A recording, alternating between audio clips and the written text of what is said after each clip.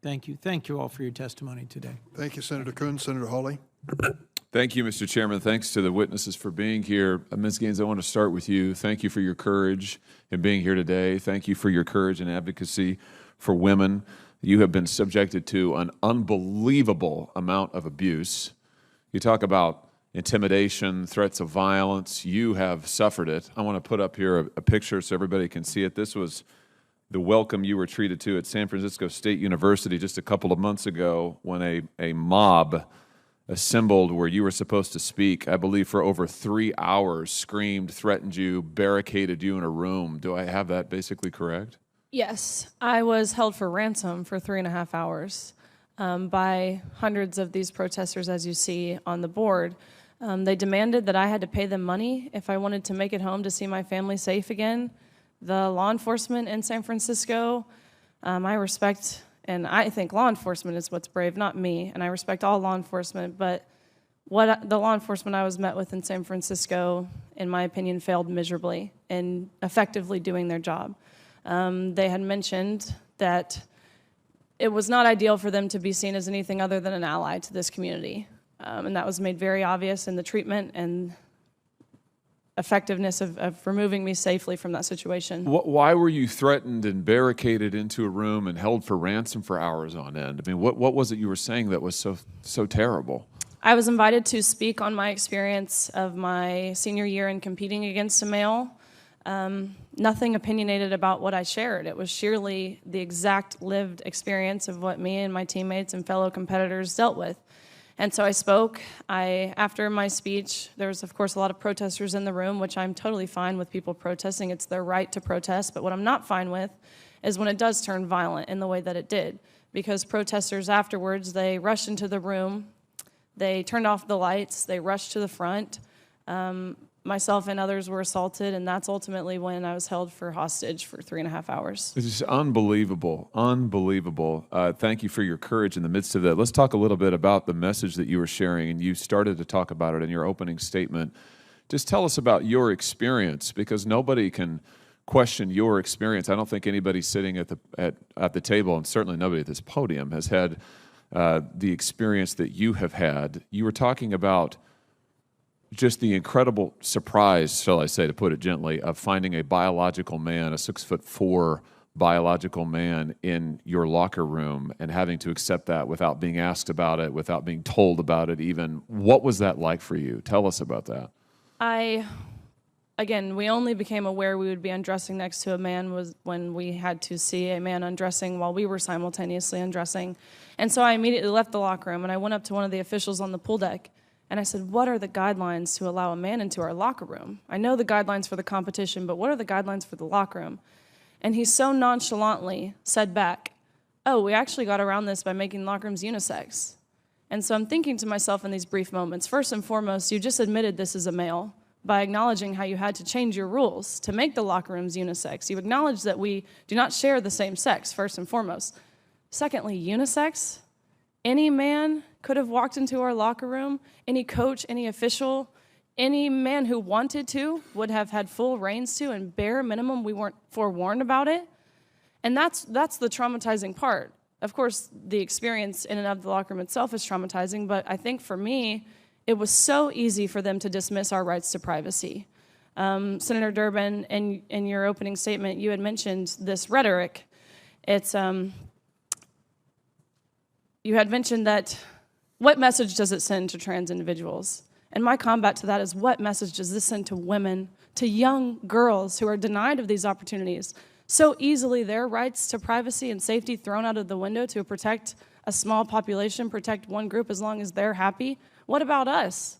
That is the overall general consensus of how we all felt in that locker room. Why do you think it is that the NCAA and so many people in power seem intent on just erasing your opinion, your views, the whole category of women? I noticed that recently you just posted this to social media about a message that Harvard was sending around, I think, to its swimmers, telling them, don't talk about Leah Thomas, don't share your opinions. If you get contacted by a member of the media, then refer that to the university. Don't say anything, for heaven's sake.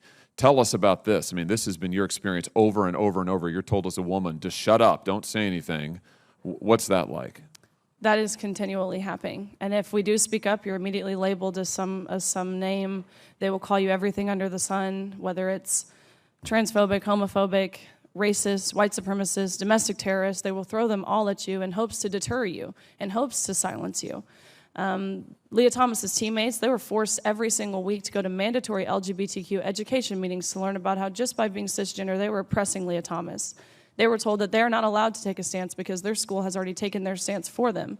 They were told that you will never get a job, you will never get into grad school, you will lose your friends, you will lose your scholarship and playing time if you speak out. They told these girls that if you do speak out, and any harm whatsoever comes towards Thomas's way, whether that's through social media, whether that's physical, mental, emotional harm, then you are solely responsible, and you could be responsible for a potential death. And you don't want that, do you? Of course not. Who would ever want to be responsible in a potential death? But that is the emotional blackmail that is plaguing this country, especially in universities. Last question, and I'll ask this and then give you a chance to respond, and I'm done with this, Mr. Chairman. Let me give you a chance to respond to something that Leah Thomas said recently, publicly.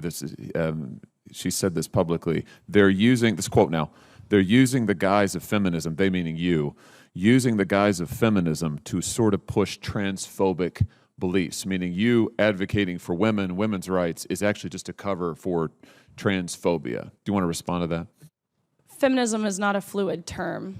The original and the meaning of what it means to be a feminist is to uphold, respect, honor, embrace, and celebrate women on our own physical ceilings, our own uniqueness. That term has not changed. And what this really is a male mansplaining what it is to be a feminist, which I honestly think is pretty ironic, and it's something we've seen before. Thank you, Senator Hawley. Since reference was made to my earlier statement, I would just like to add something for the record.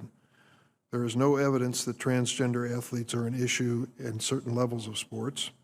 No transgender female athlete has ever won an Olympic medal in women's sports, though the International Olympic Committee has allowed transgender athletes to compete since 2004. 2004. One non-binary athlete who was assigned female at birth won a medal in women's soccer in 2021. Next is Senator Klobuchar. Thank you very much, Mr. Chair. I want to turn to you, Ms. Robinson, and talk about something that I think it's important, given my background as a prosecutor, that we don't forget, and that is the attacks that we've seen, the unprecedented number of attacks on LGBTQ Americans. We know that LGBTQ Americans continue to face violent attacks, and there's hateful rhetoric dehumanizing them, and that is one of the contributing factors. This year, the FBI found that crimes motivated by bias against LGBTQ people represented 20% of all reported hate crimes. This is close to my heart because when I was a prosecutor, I'd never even been in, I remember the White House.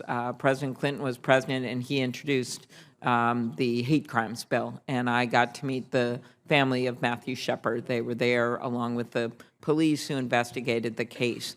And I think that was a moment for America that kind of flipped how people thought about things and realized that he was just pursuing his own life and ended up, as the investigators described it, looking like a scarecrow, someone thought, pinned to a fence.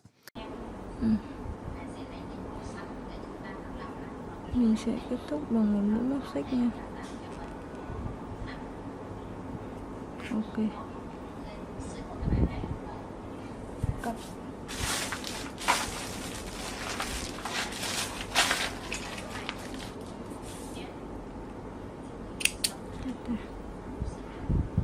Mình siết chặt nó lại nha.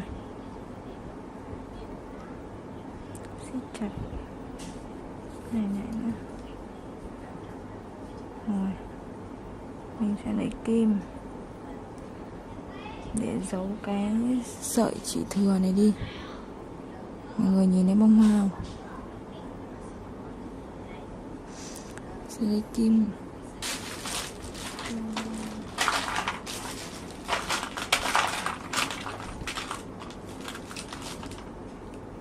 Kim sống đen.